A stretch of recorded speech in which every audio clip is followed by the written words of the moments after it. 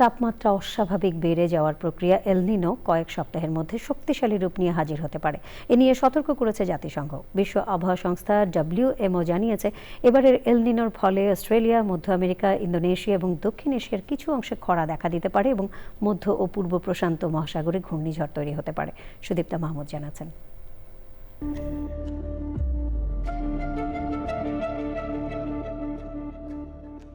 বিশ্ব আবহাওয়া সংস্থা WMO জানিয়েছে, আগামী কয়েক মাসের মধ্যে এল নিনো তৈরির সম্ভাবনা প্রায় 80%।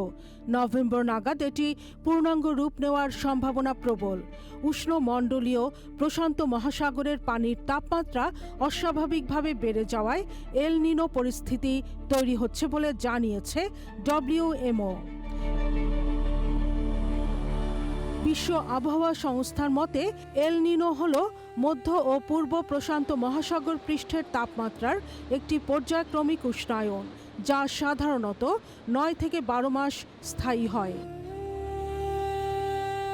জুন থেকে আগস্টের পূর্বাভাসের ভিত্তিতে WMO জানিয়েছে, বিশ্বের প্রায় সব প্রান্তেই স্বাভাবিকের চেয়ে বেশি তাপমাত্রা থাকার প্রবণতা দেখা যাচ্ছে। এর ফলে কিছু অঞ্চলে একের পর এক প্রাকৃতিক দুর্যোগের ঝুঁকি তৈরি হচ্ছে।